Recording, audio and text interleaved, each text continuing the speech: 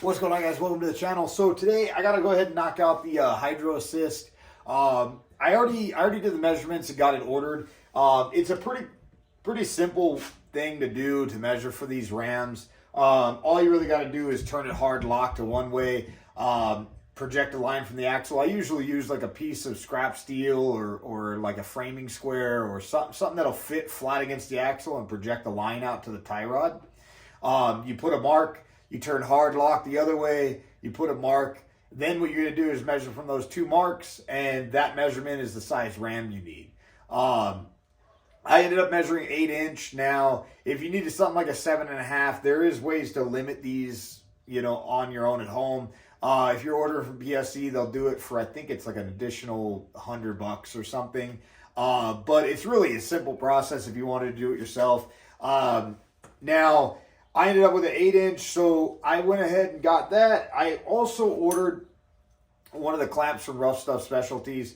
I didn't really pick this one for any other reason than I like them when they have the holes in them.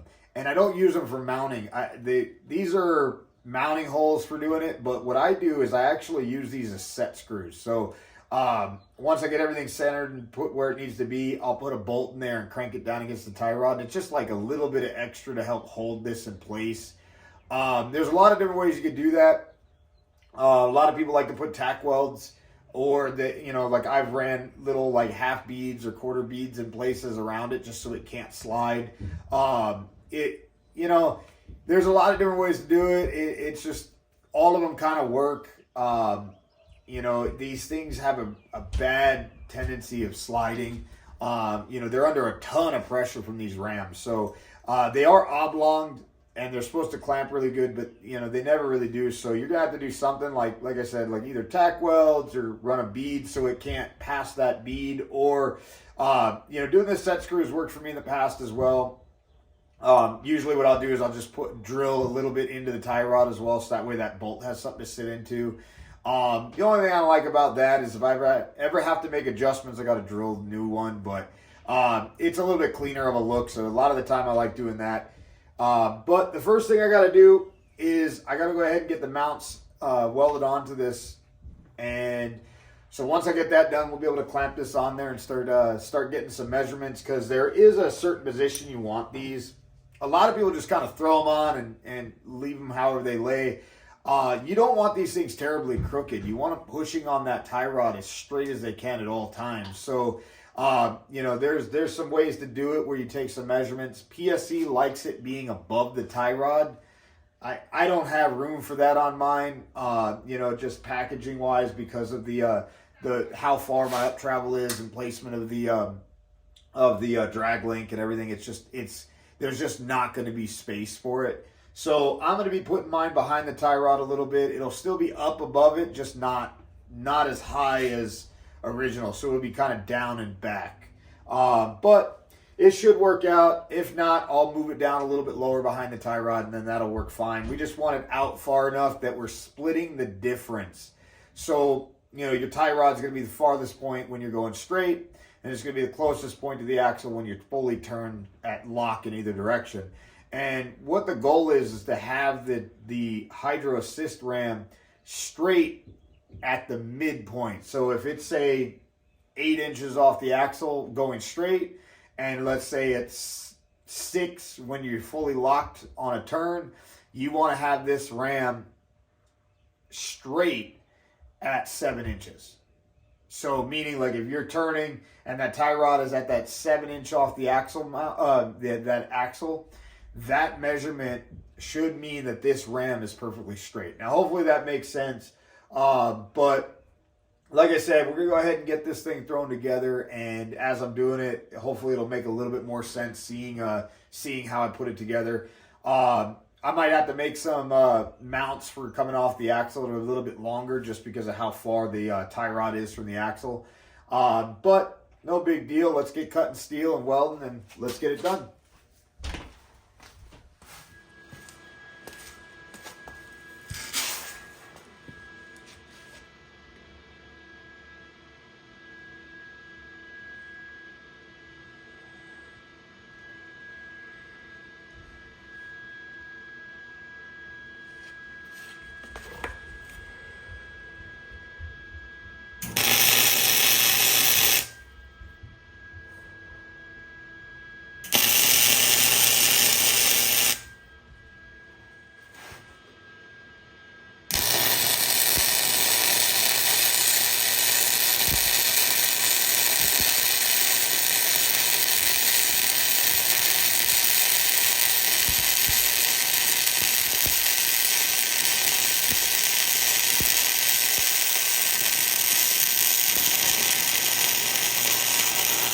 All right, now that I got it all welded up, I'm going to go ahead and get it thrown up onto the tie rod. Now, I have the ram just set in place on a jack stand just so it's kind of held up there. I took the caps off so I could extend it fully, and I have the axle cranked all the way to the driver's side. That way I can make sure that the placement, I have enough clearance off the bracket and the diff, and I don't have any issues there. I just got to get this bolt thrown in there.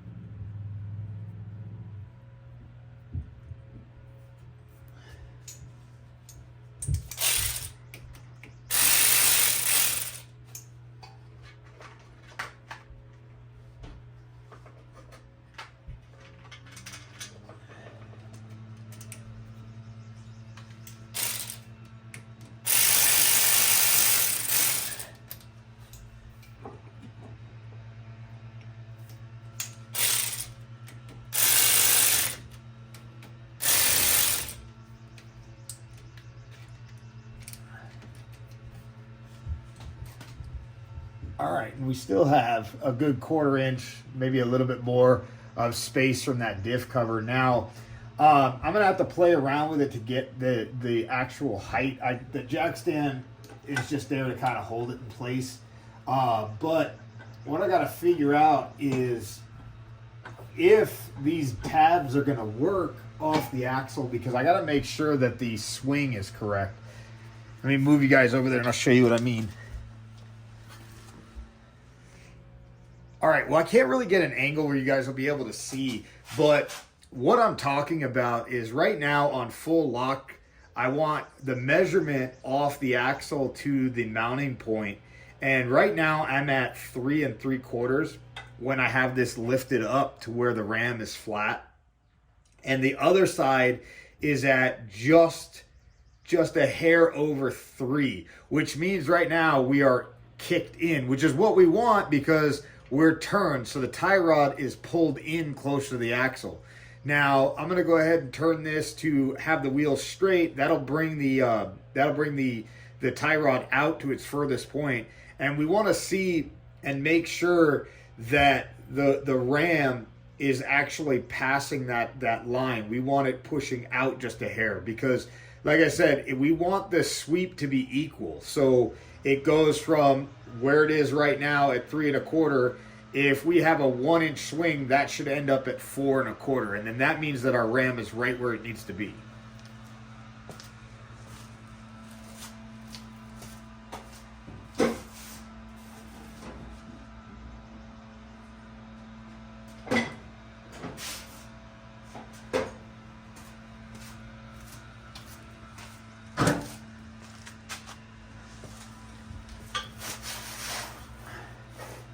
All right, so now we're going to get a measurement from the axle to there, and we are at 4 and that's just probably a 1/16 over 1/4. So we are spot on with where it needs to be. All right, so I was able to play around with those brackets a little bit and make some adjustments, and I was able to fit it in there. So now it's perfectly onto that track bar bracket.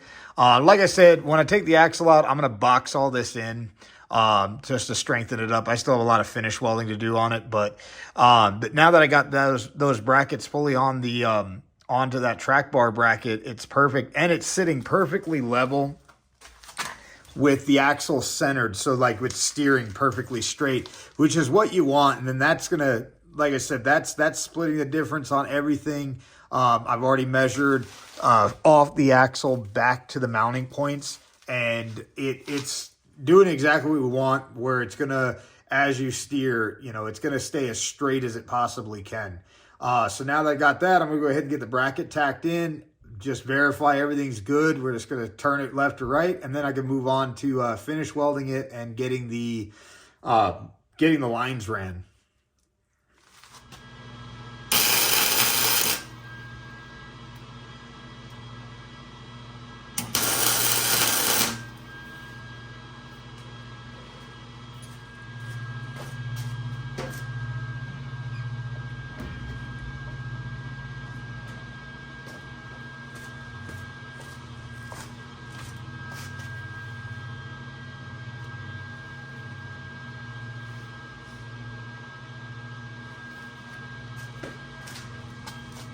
All right, so here's the part where a lot of people have, they get really confused as to which port goes to which side of the ram.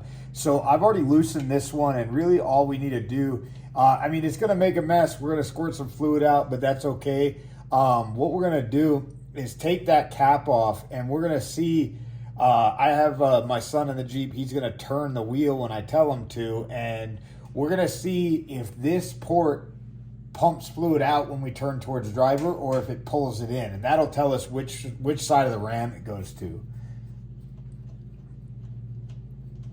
All right, Casey, go ahead and turn. Stop.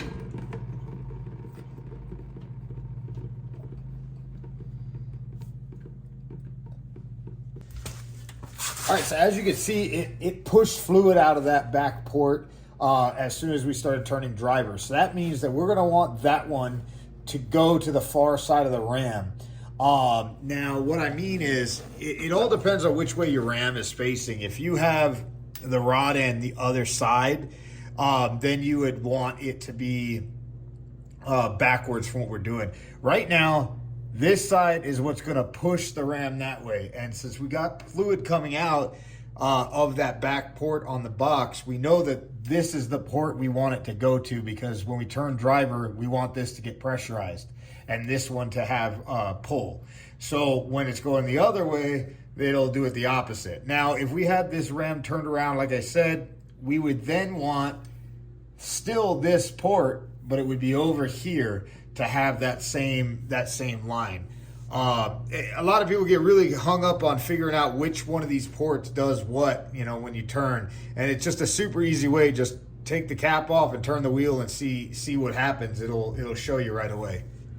So now we're gonna go ahead and go over to get the lines out, and we're gonna start building the lines.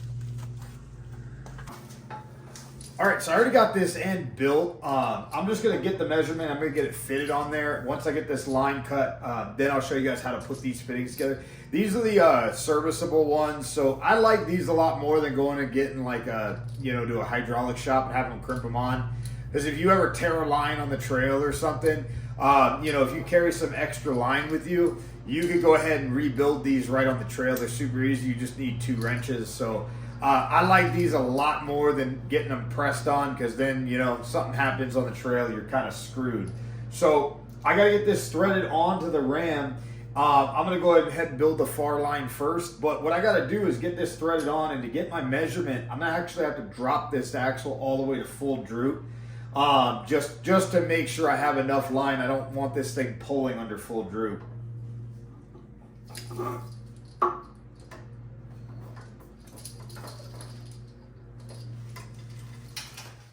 All right, now that I got it measured and cut, I just zipped it off with a cut-off wheel. Now, these pieces go on first. They're reverse thread, so you just want to run them down until they sit all the way on the top of the hose. They're not too hard. They say to put this stuff in a vise and do it all that way. I've always done it by hand and never really had any issues with getting them seated. So it's just making sure that right out of the gate that they're all the way down against the top of this, that the hose is sitting all the way with the top of the threads. They're not really that bad. I've done them on the trail. I've done them kind of everywhere by hand with just some wrenches. They're not too bad as long as you do it right. So I already coated this in some power steering fluid. You want to put the top of the fitting in, push it down, and you're just going to start threading it. And we're going to do this all the way until that nut sits against the top of that ferrule. I'm just going to run that all the way down, and once it seats fully, then it's good to go. Now, the power steering fluid will definitely help a lot to make sure that it's not so hard to turn. Without it, like you're not gonna be able to get it fully seated.